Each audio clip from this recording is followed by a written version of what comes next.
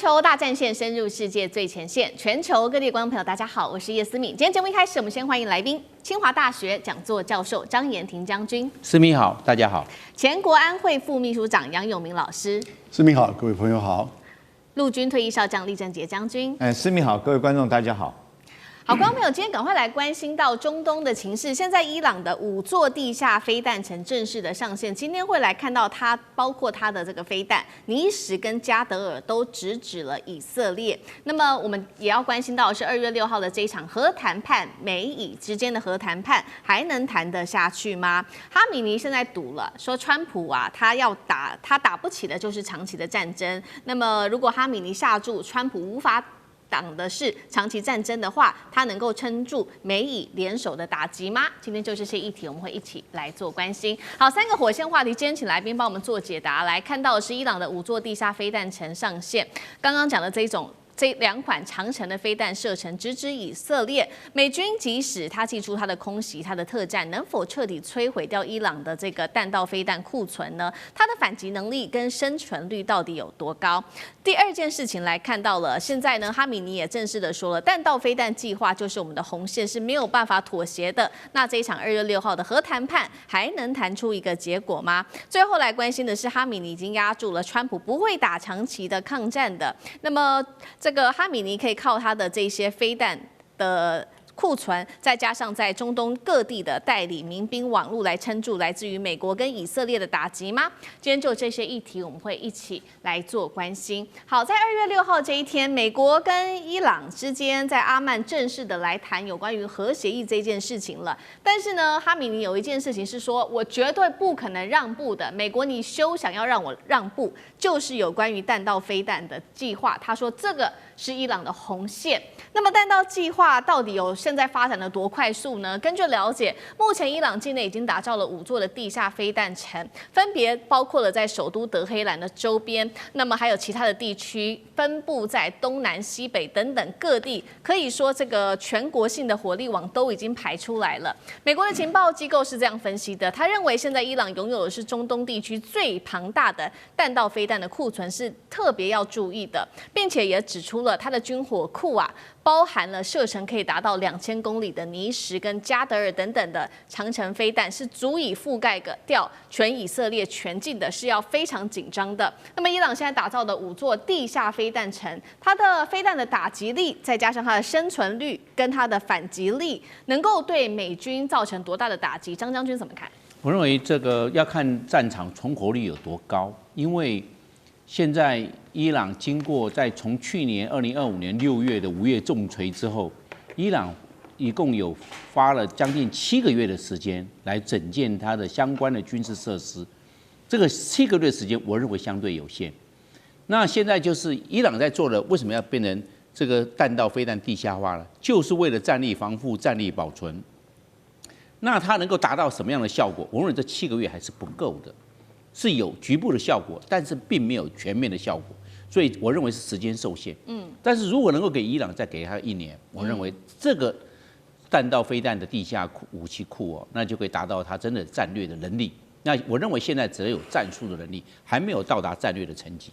第二个，现在伊朗它是分散屯储，他们并没有集中弹道飞弹屯储在一个地方。所以也会造成美国或以色列要对伊朗实施反制作战，会有这方面的困难度，并没有办法完全歼灭伊朗的弹道飞弹。那这是伊朗之利，所以伊朗它是有利有弊的。第三，我认为伊朗目前最欠缺的是空优，因为伊朗的空军是最弱。那空军既然弱，战机既然是没有办法来升空迎战的话，那就要靠地对空飞弹。那地对空飞弹现在伊朗它的数量相对有限，伊朗的全境它的面积那么的广，它没有办法就全面的防守，只能重点要域的防守。它只能部署，并没有办法全部部署，只能重点防守。那这样的话，在美国跟以色列、摩萨德还有 CIA 这方面的情报收集，它可以找到这伊朗的防空飞弹还有关通系统的部署所在，在第一时间可能就会给予摧毁。那我们现在反过来看美军，那美军怎么用呢？我认为美军会用大量的精准制导武器。那精准制导对它的这些我们知道的地下的这弹道飞弹的这个库存的地方，以及防空飞弹或者是关通系统做摧毁。就跟类似2025年以色列对伊朗的这方面的攻击，它的重点我认为是一样的。毕竟争取空优也是美国跟以色列这方面的首要之选。那第二个呢，我认为情搜能力，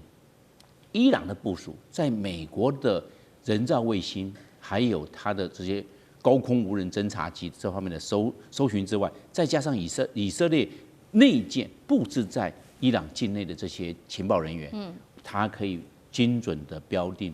需要攻击、需要反制的这些位置，所以变成美国跟以色列因为情报优先，而在战争上、在作战能力上，也就提升了它的精准的度。另外一个，我认为打完之后不是就打完了，那就要经过战果鉴定。那战果鉴定，人造卫星跟以色列的人造卫星跟美国人造卫星也可以掌握战果鉴定，要不要再攻第二波次？攻这个作战的摧毁的程度到什么样的程度？是不是要再派第二波的兵力对伊朗的这些长程飞弹、弹道飞弹这设施，不管是尼什的或者是加尔德的长程飞弹来做第二波的破坏？那他们会做一个精准的评估。所以在这一方面，情报的优势跟空优的优势加起来，会对伊朗产生最大的压力。那我们来看，那我们总体来做评估，我认为是防空能力、空优来决胜，决胜。我认为如果谈判没有到达一定的妥协的程度，来获得了双方美国跟伊朗最大的公约数，那我认为美国动武的可能性非常之高。不然美国劳师动众，不管航空母舰或者是 F-15，还有C5A的银河式的运输机、西妖拐的空中霸王运输机，也包括美国的 F-15跟美国的 F-35逆中战机都到了。还有包括 WC-135的侦测辐射层的，它都已经派到中东去了。那我认为美国动手的可能性，只要谈判破裂并没有达成共识，美国动手的可能性非常之高。从整个目前态势来看，所以我认为双方都有压力。伊朗有面对美国这个精准制导的压力，那美国也有想，要想一想伊朗的报复能力。它虽然没有空军去轰炸，但是它有弹道飞弹跟无人机。那这无人机对以色列的机场，甚至对以色列的这政治跟经济的设施，都会到达某种程度的威胁。我认为双方都有它考量的强点跟弱点。好，针对于伊朗的这个飞弹库，它有它的优势，就是它是分散的，但是它的缺点就是美国它掌握了情报跟整体的空优。那这样子同样的问题也请教永明老师怎么看？那2月6号的这一场，也就是今天的这一场核谈判，伊朗在这方面有多大的底气？老师怎么看？我们还是专注在这个弹道飞弹。以色列其实是在第3次中东战争，也就是在1967年，我们叫6日战争。阿拉伯国家把它叫6月战争，以色列叫6日，因为6个工作天打完了。那阿拉伯这边不是6个月，他是说那一年的6月，之后他大概就被认为开始拥有核子弹头，可是他没有试爆过。我们现在把世界上的核武国家，事实核武国都会把以色列算进去9个国家，大概估计它有80到200枚。2006年，以色列的总理在欧洲自己承认，他说伊朗很快跟我们一样会成为核武国，大家也没什么反应。可是面对以色列拥有核武，其他阿拉伯国家怎么办？弹道飞弹，尤其是中程弹道飞弹，所以伊朗是如此，沙特阿拉伯、沙特也是如此。那伊朗就看到它空军很弱，它没有强空军，但是它有强的弹道飞弹。他从大概60年代、70年代就从苏联那边取得飞毛腿飞弹，自己发展流星1号等等之类的。那然后呢，到了2000年之后呢，他就开始在做往中程，那个时候已经有来到500公里。我们讲1000公里范围之内，这就叫短程；1000到3000，这叫中程。然后大概到了差不多流星3号的时候呢，这个大概就2010年到近期，他已经自己宣称是来到2000公里的射程，然后呢，大概是1500公斤，然后进入到大气层，因为弹道飞弹是要进入到大气层外，然后进入大气层的时候，大概已经是8马赫，精准度大概在30公尺范围之内。可是我们上一次看以色列跟伊朗之间相互交换弹道飞弹跟无人机的时候呢，还没有看到这个2000公里射程的中程弹道飞弹。可是呢，伊朗是有多数，大概统计起来至少14种不同的弹道飞弹，所以短程的都已经打到特拉维夫这边来了。因此它的弹道飞弹就是一种吓阻，就是一种反制以色列。因为它没有核子武器，那当然也是反制美军的基地。所以我们现在看到，就是当美国现在要跟伊朗谈核武的时候呢，伊朗就说绝对不可以把这个弹道飞弹放进来，而且他还展示他这个弹道飞弹地下层，就是说你打你也把我打不光，你就算打了核子武器，通常发展核子武器一定要中程或者是长程，最好是长程洲际弹道飞弹作为载具，你才具有核吓阻的能力。可是呢，现在他没有我不知道他有核武器，但是他目前中程以上、长程目前当然还没有出来。可是这个2000公里如果确实为真的话，那它将来就可能作为核武器的这个载具，那不只是弹道飞弹的吓阻，而可能真的就成为核武器的载具。所以美国这边也当然希望他把它放进来，但是伊朗这边说，我放进去，那我既没空军，我也没足够的数量去反制你。我除了地下化，我当然要发展比较中程，因此他就不愿意把这个放进去。所以现在就看这个双方美伊双方是不是针对这个中程弹道飞弹是要把它放进来？对。但我觉得伊朗方面为了自保，他是不会同意的。好，除了中程弹道飞弹是这个美伊之间接下来要持续沟通的部分，那有关于核武，现在也有一个说法说，看起来表面好像伊朗已经让步了，因为他说呢，这个他要放弃这种高纯度的核原料，甚至说要放到俄罗斯那边去。但是有一个说法，认为说哈米尼根本就是知道说这个主要是在争取时间，只要撑过川普的任期的话，那他之后还是可以恢复这个浓缩铀的活动，再继续造核武的，并且呢，哈米尼也在赌一件事情，说川普不会为了伊朗让美国再陷入一个无止境的中东战争。厉将军又怎么看？其实我倒是觉得说这一次这个美国跟伊朗的谈判，目前看起来是伊朗先占了上风。为什么我这样讲？因为原来说两个国家原来说好在土耳其来举办这个会谈的后来伊朗说不行，我们要改在阿曼，而且只有我们美国跟以色列，我们两个国家来谈就好了，周边国家都不要来参加。刚开始美国不答应他说要周边国家都一起来，包括到海湾地区的这种沙烏地阿拉伯等这些国家要一起再以观察员的身份，但最后美国屈服了所以第一招我认为是在这方面来讲谈判还没开始。我认为是伊朗先赢了第一招那为什么伊朗会赢第一招呢？我们知道谈判这个战争之间的谈判一定是在战场上面，你取得某些成果之后，然后你才有可能在谈判桌上面取得有利的价值嘛。我认为伊朗为什么可以在这个谈判桌上面第一招先赢了呢？就是因为它有这些的所谓这个战略的弹道导弹可以威胁到以色列，这是它最重要的一个目的。而且它这些弹道导弹分存在所谓地下库。孙子兵法讲了一句话：善攻者动于9天之下，善守者藏于9地之下。他现在就将这些导弹藏于这个地下库里面。那美军打得到打不到？其实去年美军已经证明了他打不到他打浓缩铀用了7架的 B2 轰炸机，每一架 B2 轰炸机带了2枚的这个 GBU-57的钻地弹那个很大的，可以打穿钢筋混凝土60公尺深的，他也没打到浓缩铀核设施啊。那你说这个时候他怎么可能对那么多个目标来实施钻地的攻击？美国的这种 GBU-57的这个钻地弹，目前它原来只生产了20枚，上次用掉14枚，剩下6枚。所以我觉得这个你要动它这个地下弹道层是动不到的。另外来讲的话，孙子兵法有讲一句话，叫做“兵贵拙速，未读久之，未读巧之久矣”，就是作战讲究兵贵胜，我只要打完胜仗就好了，我就要用最笨的方法，可是我能够在最短的时间取得胜利，这是最重要的。不是像是在变魔术一样变来变去，好像玩花销一样搞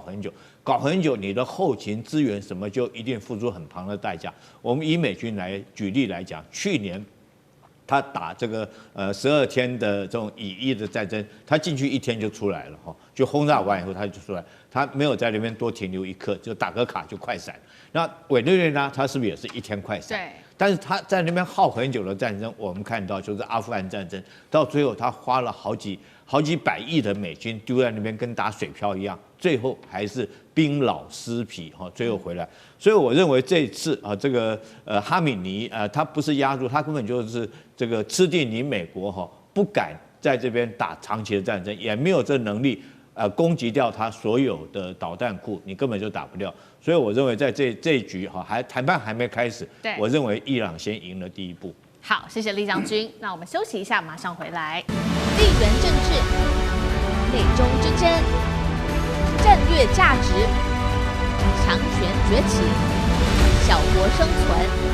现在与未来洞悉事件走向，掌握世界脉动，全球观点尽在环球大战线。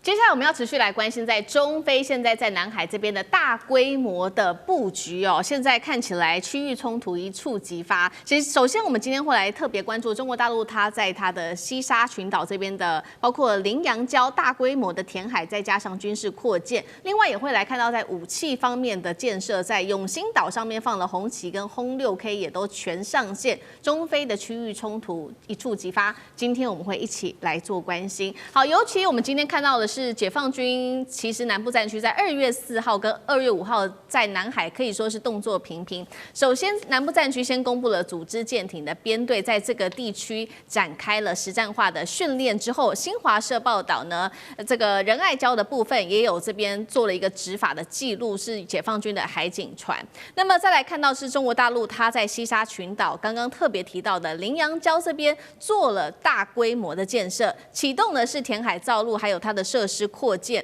并且可以在这上面看到解放军的新动作有非常多，包括它有它的运输通道，还有滚装船的泊位都已经看到了，并且可以看到这些为了重型的设备、车辆以及机械运输跟登陆预做好了准备。这个地区我们可以看到，中国虽然占有实质的占领，但是台湾跟越南也都声称自己在此地区拥有主权。节目一开始先请教厉将军怎么看了这个西沙的羚羊礁？为什么中国大陆要在这边展开这种大规模的工程？这背后的战略意义又是什么？我觉得在羚羊礁哈就是针对越南而来的。我们知道这个中国其实在西沙哈已经有建立一个，而且是最大的岛礁，而且成立为一个4级的单位，叫3沙4哈，就是永兴岛。那永兴岛大到什么程度呢？它上面已经可以开火锅店了哈，除了驻军之外，它也可以当做旅游的一个场所。所以事实上，中国在西沙部分已经有了一个岛屿。那在南沙部分，我们就知道有这个楚碧、永济哈，这个美济，这个等永暑等3个岛礁哈，都已经完成了建设。那为什么这时候又要在羚羊礁开始建设？我觉得最主要是针对越南而来的。我们都知道，越南在西沙部分目前已经有20几个岛礁，它也在填岛造陆。那中国基于外交上面不愿意跟这个越南发生军事上的冲突，所以它必然会在它能够实质控领的羚羊礁上面这个大兴土木填岛造陆那目前看到这个羚羊岛已经这滚装货轮已经上去了，那滚装货轮上去代表它的重机械、车辆等等就可以很快速的下来。我这边因为我个人曾经驻守过这种小型的离岛包括到大胆啦、二胆啦、东定啦这些岛礁我都驻守过。我知道你驻守在这个岛上，不是说你部队摆上去以后你就可以守得住，绝对不是。你驻上去以后，第一个官兵要在这边长期驻守来讲的话，首先要解决的是官兵的生活设施，你必须要解决。第二个，他的武器装备要上得去，后勤资源要能够支援得上，后续的补给运输也都一并要解决，这才能够发挥你占领的目的。那如果说你只是人在上面来讲的话这个是不形成战力的。那我认为以越南现在的国力，虽然他在西沙占领了20几个岛，但是我不认为他有这个驻守能力。我举一个最简单的例子来讲，你在岛上的官兵，你总要喝水吧？在那四周都是海，那个你挖井下去出来的水也是咸水。那以前我们在上面都必须要送什么呢？要做海水淡化机才能够基本上面供给岛上官兵饮水或者是沐浴使用的用水。那你那个海水淡化机，这个包括机子本身要用的油料，还有离心机，还有过滤膜等等哈，那都要定期做补充的。所以对这些来讲，我们那时候对我们都形成很大一个负担，因为你定时海军就要把这个物资送上去。第二个，这个官兵在岛上面生活哈，这个你要吃新鲜的蔬菜跟水果。那第三个，当然对于岛礁上面你要建设各项基地，有时候像一些重型的武器，你不是摆上去就能够打，它的后坐力、它的承坐力，如果说只是沙礁来讲，它承受不住，你必须要加固加强。所以我认为这次011礁哈，这个中国大陆已经这个运送了滚装货轮上去的话，他对这个岛礁的建设应该可以将它建设成一个很坚强的海上堡垒。当然，目的是警告越南说，我在这边是有一个真正的海上堡垒，跟你那个海上的沙堡是不一样的。好，我们看到中国大陆这一回是剑指越南哦。那其实刚刚将军帮我们提到的这个中国大陆在南海这边的建设，除了南沙之外，还有西沙。南沙其实从2013年开始就掌握到我们 CG 上面看到的3个岛，这当中包括了永暑岛、美济岛跟主碧岛。那在这边有20多座的机库，可以供轰炸机、空中加油机使用，也部署了地对空飞弹。再来比较新的是，我们在看到 CG 的下面这一行，2017年开始，中国大陆就把它的目光转向了西沙群岛。好，这当中列出来的包括了永兴岛，还有这个琛航岛跟羚羊礁。在这边特别要关注到的是永兴岛部署了红旗9跟轰6K 等等。那其他地方还包括了有直升机啊，跟这个它的舰队基地。怎么看从南沙一直到西沙这一路的一连串的布局跟建设？那在羚羊岛的建设之后，下一步它可能中国大陆的目标会是哪里？将军又怎么看？它这个就是要建设在南海的前进基地。我们知道从那个三亚。海南岛的最东南角三亚，就榆林港，以前叫榆林港、三亚湾到永兴岛啊，距离是330公里。你看，它整个往前推了，往前推330公里，那直接从永兴岛起飞去到整个南海做巡弋任务，你就已经少了330公里，对，因为你已经前进了。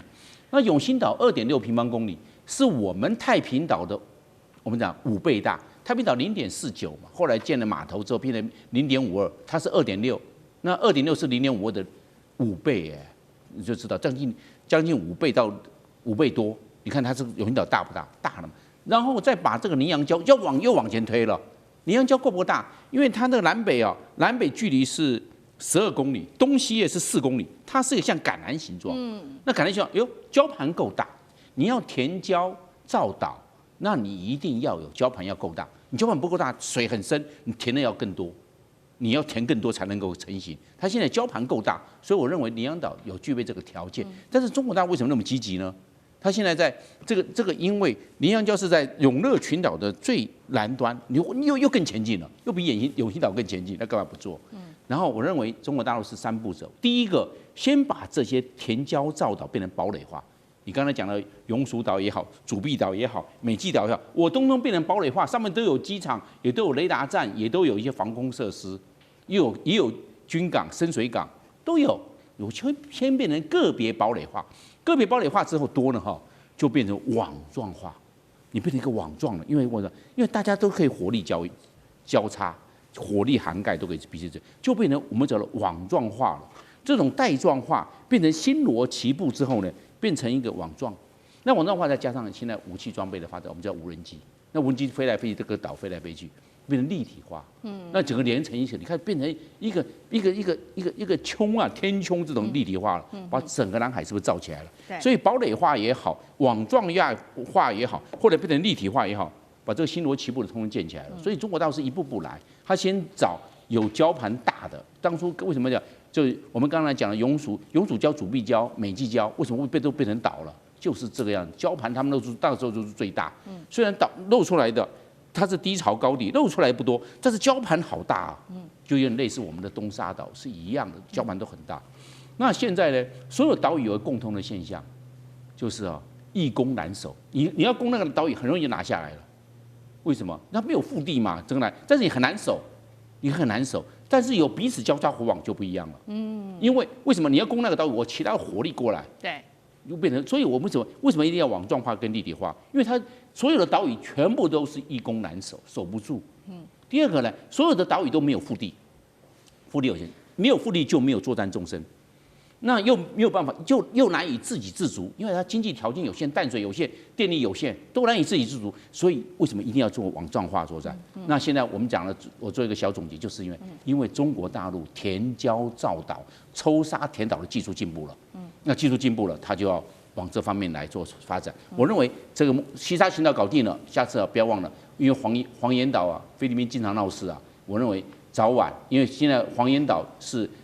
国家海洋保护区，我认为下一个目标黄岩岛少不了，然后再往南杀，它一步步来，所以变成整个以后变成一个网状化跟立体化的一个岛屿模式。好，所以我们看到菲律宾其实呢，除了刚刚提到的剑指越南之外，还有菲律宾这个地方，那在这边做一个网状化的军事部署。那我们也来看看，其实刚刚特别提到的菲律宾在这边也有打出一个新的牌哦。菲律宾我们来看到是小马可是在最近宣布的，他在巴拉望附近呢这个地方一个气田叫做马兰帕亚。气田以东5公里的地方，他说发现了一个蕴藏量非常高的天然气哦，28亿立方公尺的天然气，可以供1年570万的家庭来做使用。重点是这个天然气储存的地点其实是非常具有争议的。当年2022年前总统杜特地就在这边曾经因为跟中国大陆有主权争议，所以停止在这边勘察它的石油跟天然气。那这个时候，小马可是他想要再开发这个地方，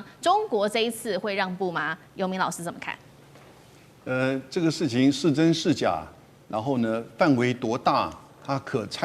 开采的程度是如何，其实都还不知道哈。那也就是1月19号，小马可是总的一个宣布，感觉上是他一个策略，不过当然也不是无始之地，因为在这个区域其实拥有天然气的这个储藏量是很正常的。你看，在西沙那边，中国大陆跟越南都各自在做一些开采。我们台湾过去有一艘就是海钓船，曾经到达到我们太平岛的附近去做，就是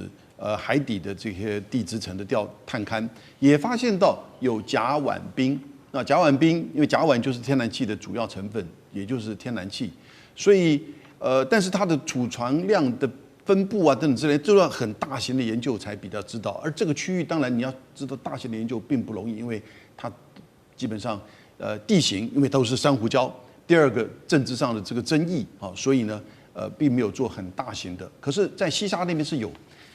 那距离就是巴拉望岛跟仁爱礁之间大概160公里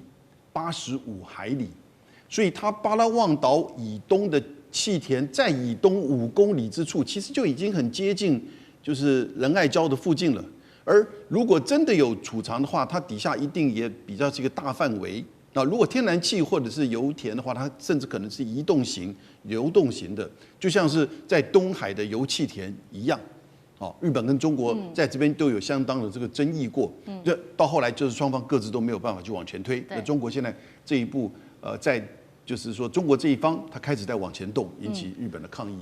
在这个问题上，我觉得，小马可是当然也不排除他可能就是在诉求民粹嘛。也就是说，你看我们那边有很大的油气田，有天然气，然后可以供我们的发电，当然不可以让啊，这当然也是他一个做法。那第二个是，也许是部分为真，那因此争取这个能源主权、岛屿，这都是一回事儿。那所以这个层面呢，不太容易在现阶段能够分开处理，所以我跟你合作处理油气田，但是我们主权有争议，那除非你双方搁置争议，否则的话，以现在中非的这个南海的争议情况，不容易做分开甚至搁置的处理，所以大概也就停留在小马可是自己本身的这一个诉求了。好，谢谢永明老师。那我们休息一下，马上回来。地缘政治、美中之争、战略价值。强权崛起，小国生存。现在与未来，洞悉事件走向，掌握世界脉动，全球观点尽在环球大战线。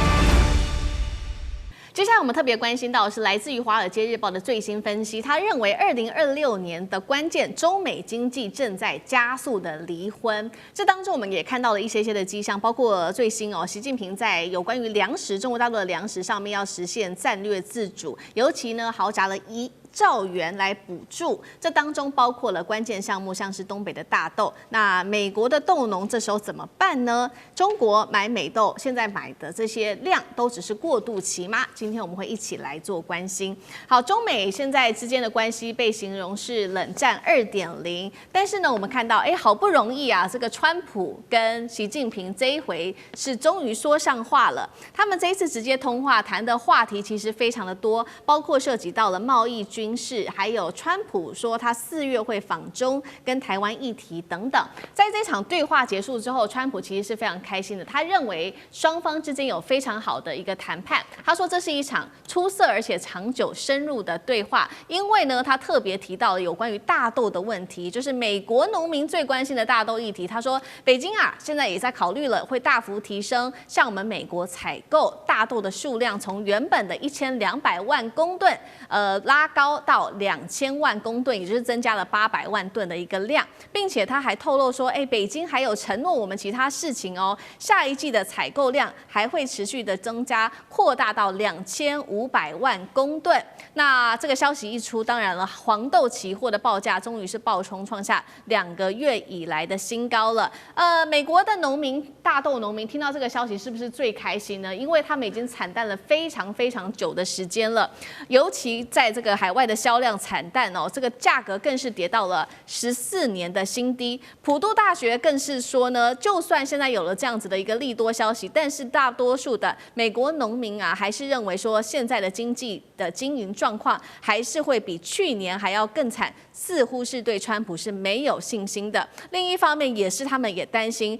巴西在今年哦，这个它的产量在大豆上面会创下新高，达到了1.8亿公吨，价格更低，更吸引中国大陆的买家。所以呢，中国大陆其实也有另外一个选项，它可以跟巴西去买大豆啊。所以节目一开始要特别请教杨老师怎么看了。北京一方面现在也承诺说，会跟这个川普买大豆，但是另外一方面又砸了兆元，这当中的战略计划还包括了推动粮食的自主。他现在是对美国释出善意，还是把跟美国买这些大豆当作是一个过渡期而已？那为什么习近平会愿意答应川普去买大豆？老师怎么看？我们看2023年到24年呢，中国大陆跟美国购买大豆，大概是美国大豆出口的54%，所以1半以上它的出口都是往中国大陆，那来到了超过2500万吨以上。而价值呢超过130亿美元，所以这不是个小数目。而它牵扯到第一个是大宗物资的，就是在大国之间大宗物资，因为大宗物资牵扯到都是跟这些民生物资有关的这种移动买卖。那第二个呢，它牵扯到的就是甚至这两国之间的外交跟经济关系。所以你看到像是去年，它就变成一个大陆这边采取了一个反制的作为，针对美国的关税战。可倒过来，美国这边也变成要求大陆必须要增加购买大豆，如果你要恢复跟美国之间的关系，或者是降关税的话，所以双方都把它当做一种大宗物资、一种外交跟经济竞争甚至对抗的手段。可是它会影响到的是什么？影响到这个市场上的这些沙拉油啊，然后饲料啊，甚至这些。所有的这些鸡、猪农的饲料，然后影响到他们的价格，因此影响民生很深刻的，所以它必须要分散。那分散呢，当然最主要像是巴西澳洲、印度这些地方都有。那如果中国大陆自己本身可以提供比较稳定的比例的话，那它依赖外国的进口就会降低。所以这个是从民生跟战略，以及甚至跟大国之间的政治经济上面考量。是一定要做的。第一个要分散来源，第二个呢，你要增加自己生产的这种比例。那同样的，美国这2天，美国也在开一个矿物与资源部长会议，50多个国家的部长集合，就是大家是不是一起来思考怎么样摆脱中国大陆对于稀土的这个垄断？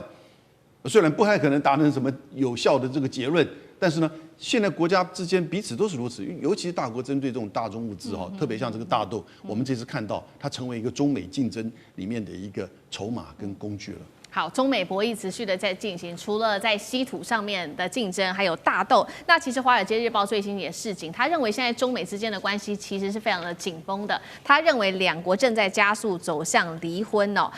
这个当中包括从半导体、能源一直到食品，都是他们分手的核心。而且这些核心的产业其实都涉及到一个国家的国家安全。那同时间，在《华尔街日报》提出示警的时候，我们确实看到中国大陆现在在粮食上面实现的就是战略自主。习近平在针对农业方面祭出了非常多新的策略。首先要看到的是获得了1兆美元的国家战略物的一个补贴的，包括这些补贴会给农民哦，给他更多的大豆种植的补贴，试图要降低对于美国的依赖。第二件事情是中国在今年释出的2026中央1号文件，针对了小麦、水稻用最低收购价护航，那么玉米、大豆也有补贴哦。再来就是习近平推动的现代化农业要来加速在东北地区，尤其是这边的粮仓的振兴。那它这边中国的粮仓主要产区在这边的产量更是达到1/5以上，并且在现代化的发展当中也纳入了像是云平台，可以做在线上做更好的一个观测农业的观测。那也请这些大企业来去全面化的大规模的去管理农业哦，提高效率，降低成本。那目前我们看到中国大陆在大豆，尤其是这种战略物资上面，它的自给率其实还不到20%，因此成为习近平非常想要努力的对象。厉将军怎么看？现在习近平想要把大豆列为他的重点项目之一，那未来美国还可以对于这个大豆，对于他来说还具有战略价值吗？你有没有想过大陆的人口12亿人，每天早上起床就有12亿张嘴张开来要吃饭，所以其实我觉得可是这不是当笑话，你知道，你把人民喂饱了，人民就不会造反。如果老百姓吃不饱，中国历史上我们都看出来，当老百姓这个局势动乱，大部分都是因为发生了饥荒，所以老百姓吃不饱就会造成饥荒。所以中国共产党他领导他很重视的一件事情就是粮食的问题那不可讳言，在这个在之前也就是说文革之前，大陆本来也要想要这个生产做好粮食储备，可是那个时候没有用科学的方法，所以造成很多的那一阵子在这个文化大革命期间也发生过饥荒的事情。但现在来讲，我觉得中国大陆它从其中学到很深刻的教训，因此现在中国大陆到我们今天讲的状况为止，全世界有1半的粮食储备是在中国大陆的，所以它粮食储备是没有问题的，尤其是说这个人吃的部分包括粮食、小麦这2种，因为我们称之为是口粮作物，是绝对充裕的。那为什么大豆到现在为止还要仰赖这么多量进口？因为大豆跟玉米这两种农作物是非口粮式的农作物，它大部分是做什么呢？第一个，我们知道大豆是榨油嘛，然后这个玉米大部分大豆还可以做什么？它是拿来做成饲料，喂猪喂，所以代表什么呢？代表大陆的老百姓，他除了要吃得饱之外，他要吃得好。他希望能够获得更高的、更优质的蛋白质，所以他需要鸡肉、猪肉等等这些，所以他会需要大量的这个大豆来进口。那目前来讲，中国当然会自己想办法能够自给自足，因为他觉得粮食这种东西如果卡在这个别的国家手上来讲的话，就跟这个天然气、油料卡在别的国家手上，是对国家的安全构成很严重的威胁。所以他必须要自给自足。在这种状况下，我们看到中国每一年他所谓的1号文件讲的都是什么？都是在讲粮食。所以由此中你就可以知道，中国是非常重视粮食生产的。那现在来讲，他已经发现说大豆必须这个几乎90%要仰赖从美国进口。当然，他也开始要怎么样增产自己的大豆了那中国有一个很好的土地肥沃的地方，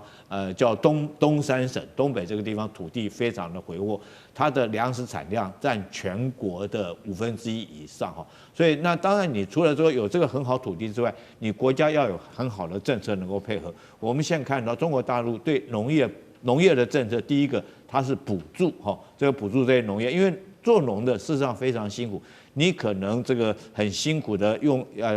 你这个成本也非常高，包括人力的成本、农机的成本、肥料这个肥料的成本，这个化学的成本人工的成本等等样，成本很高。可是市场往往波动会很大的。我们经常讲谷贱伤农嘛，如果说是农作物生产太多了，这个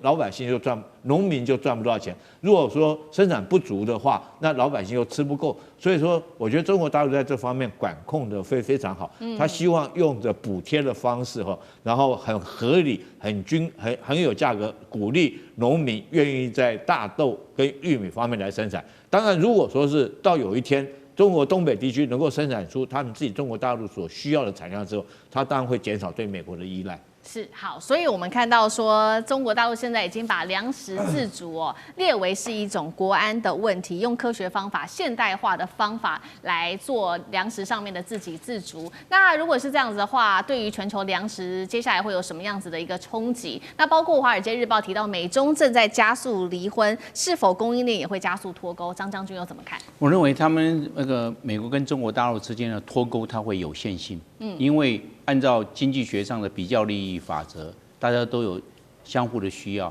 那美国便宜的，美国卖给中国大陆，像农产品；中国大陆便宜，中国大陆卖给美国，双方都受利互利。所以一定要贸易往来。为什么？贸易往来才一个自由的贸易中双赢，你都不要，那大家买不到便宜的东西，大家都受害，大家全部都要消费者都要买到便宜的东西，所以这很清楚。那我们现在看这个大豆。我认为大豆它有三个条件，所以没有办法脱钩。第一个，大豆不经放，你不是我放久一点，你机器设备可以啊。这大豆这个1年是新鲜了，2年之后就开始有点黄菊毒素了，你大概只能当饲料了。你1年可以在炼油，反正那么多豆类，有豆皮、豆腐、油豆腐，什么都是豆，那可以，这是新鲜的吃。你一放了1年之后，那对不起，那只能做那个饲料了。那你这样的话，整个的经济价值降低了。美国的大豆的市场产量那么大，所以但是中国大陆要不要向美国买呢？我认为会向美国买，因为有个条件就是说，中国大陆一直是贸易顺差对美国，美国对中国大陆是贸易顺差，然后贸易逆差，那我就买你100亿，因为现在大豆1公吨400块美金，你就可以知道了，一公吨是400块，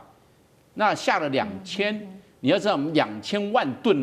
那是80亿美金。对，如果达到2500万吨的，刚好是100亿美金，是这个样啊。那今天我们就讲到了，那整个贸易的赤字，稍微平衡一点。我卖你大豆嘛，那美国刚好也需要出口啊，美国需要中国大陆的市场，中国大陆需要美国的大豆，刚好相互。当然可以向巴西买啊，巴西也是大豆产量国，问题是巴西跟中国大陆之间的贸易赤字没那么严重啊。那就跟美国反而可以做调解，我认为是在调解上面。那这个调解呢，美国是我们讲的贸易顺差跟逆差的调解。那巴西扮演的什么角色？巴西扮演的是大豆的洞庭湖。当中美关系不好的时候，那我不向美国买，我向巴西买，它变成洞庭湖就对了。那么中美关系好的时候啊，那巴西你就大豆少卖一点吧，因为中国大陆会向美国买大豆，所以。巴西是站着一个调节水位的这个角度，那是这个状况。那现在中国大陆说现在有很多对国内鼓励种大豆啊，我认为还是有限性。为什么？大陆人多。第二个呢，大陆现在的都市化会把农地吃掉，沧海桑田嘛，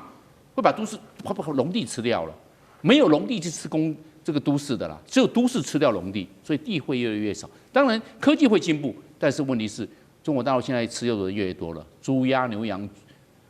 羊还有鸡，还有我们所讲的猪，那些通通都要吃饲料将来，那现在大家吃多肉多了，那些都要吃饲料，所以大豆的需求量只会多不会少。好，谢谢张将军。那我们休息一下，马上回来。地缘政治、美中之争、战略价值、强权崛起、小国生存。现在与未来，洞悉事件走向，掌握世界脉动，全球观点尽在环球大战线。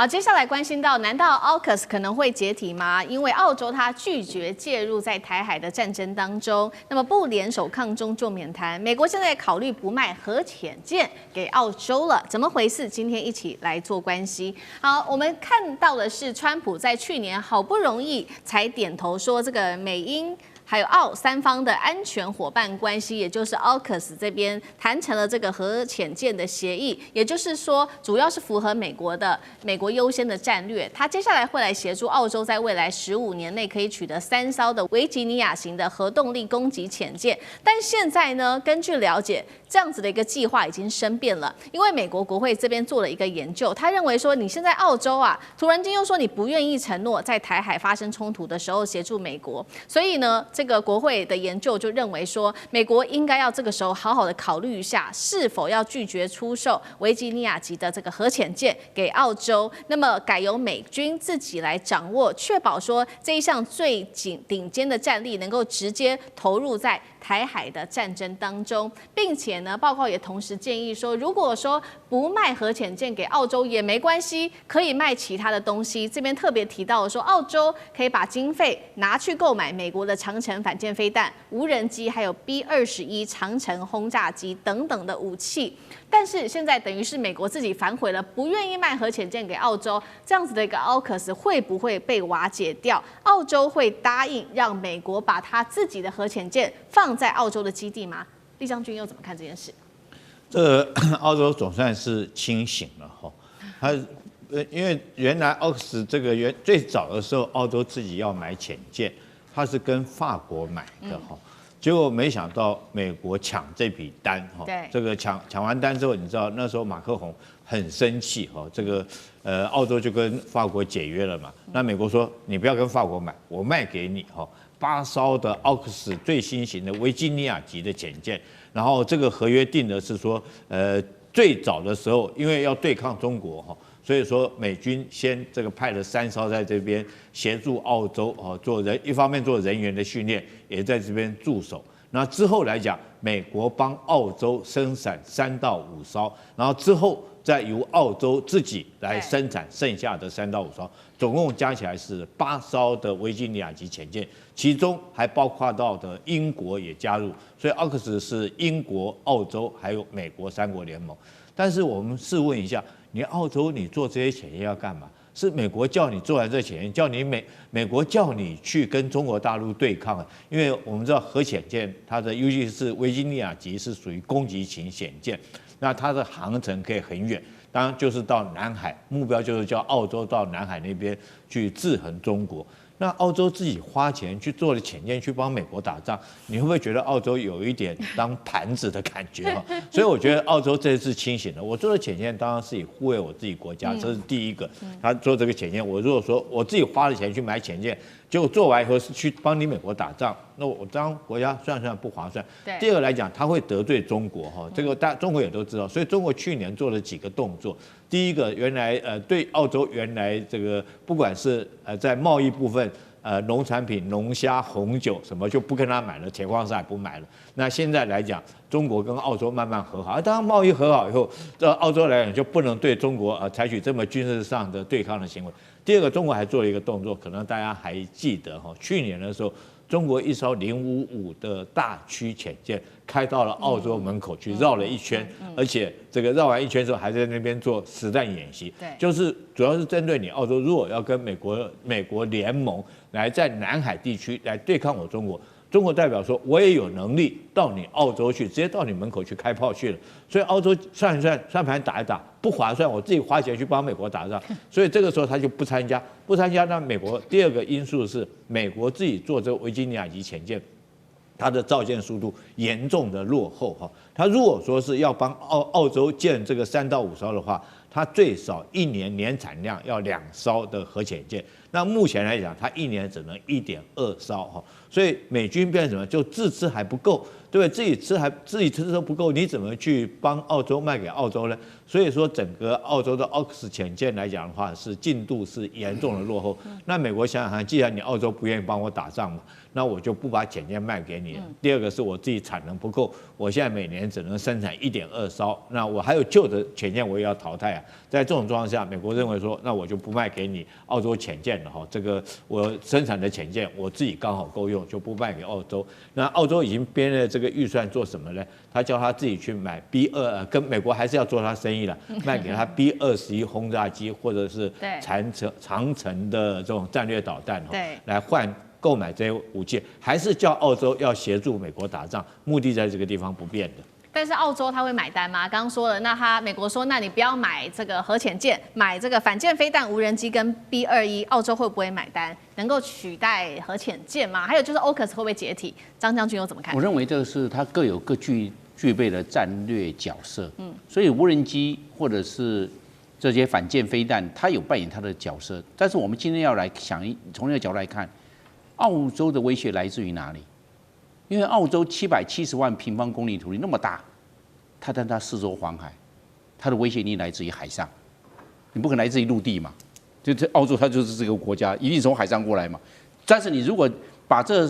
8艘的阿肯斯的核子动力维吉尼亚级的攻击潜舰放在水下，在哪里，他就会怕。你在水面上或者在空中看得到啊，水面下看不到，而且它是核子动力的，它不用起来换气。一直潜在下面，潜在哪里？你这海上的兵团过来了，但是下面有没有？所以我认为没有办法做完全取代。他用无人机或者是用反舰飞弹，并没有办法完全取代，因为只要是他有核动力的攻潜舰，对方来自于海上的这些威胁，就要开辟水下的安全航道。你就会筹措前后啊，顾忌再三呐，因为潜舰在哪里不知道。所以这个重不重要？这个战略角色很重要。那刚好这也就是说，澳洲的核子动力攻潜舰可以布防水下主炸防线。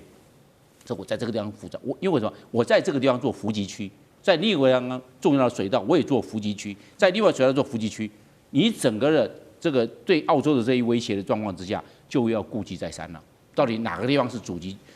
炸区？所以我认为。反舰飞弹或者是无人机也要，但是问题是水下兵力也要，不能说这个完全不要，然后我们就通通投资在反舰飞弹跟无人机这上面，那你就少了一个战略角色。最重要的，为什么我们是想到这个核子动力攻潜？因为它的隐匿性太高，对，又静音很难，因为核子动力它不用那个我们讲的那个引擎，它是核动力的，它根本不要起来换气。它的氧气是自己内部在制造的，所以它隐匿性够高，而且它待得够久，所以它只要一布防之后啊，会对来自于水下的威胁哈，它就会减轻。所以我要认为在这一方面，它的有角色的不可替代性。那至于所以美国看准了这一点，所以美国就要求你澳洲想要这一个阿肯斯的核子动力攻击潜舰，那你就要接受我哪一条件，要针对台湾这一方面，你要支持我美军来作战，所以他看准了澳洲的需要，美军刚好抓到他的这一个所需要的这个痛点，所以开出了这个条件，所以我们可以看到，因为美国开出的条件，也知道澳洲急需这方面的装备，被美国抓到这一点。好，所以我们看到，因为这个核潜舰的问题，现在美澳的关系也陷入了冰点当中。但是为什么另外一方面，在中澳的关系原本不是已经稍微复苏了吗？为什么在这个时候，在经济上面的关系又变得很冰冷呢？因为澳洲的政府打算要强行的收回租借给中国企业的达尔文港。我们来看到澳洲总理艾班尼斯最新说的，他说出租给中国大陆达尔文港是不符合澳洲国家利益的。当然了，中国驻澳的大使就立刻反呛澳洲的这个行为。那目前来说，其实中澳的关系也会因为这一项决定而生变哦，变得在贸易上变得冲击非常的大。因为中国大陆是澳洲很重要的贸易伙伴，占澳洲的商品跟服务贸易总额达到24%左右。那接下来澳洲政府他会怎么做呢？在中国大陆跟美国之间怎么选？杨老师怎么看？这个是艾班尼斯政府的一个选择。他选择在跟美国的军事合作，还是局限在澳洲的近海、南太平洋，然后到东南亚，而不会延伸到了南海甚至台海的区域。这是当初要做 AUKUS 买核潜舰，可能会介入到台海冲突的一个理由。但他现在选择要退缩，回到传统澳洲前进防卫，也就是澳洲把它的国防线不是放在它自己的本土，而是放在东南亚。那因此呢，这样子的一个退缩，它就当然核潜舰对他来讲的关键性就不重要。可是呢，美国的要求，那你达尔文港必须要让中国退出，因为对美国而言，在全世界的重要的港口也是一个重要的地缘战略。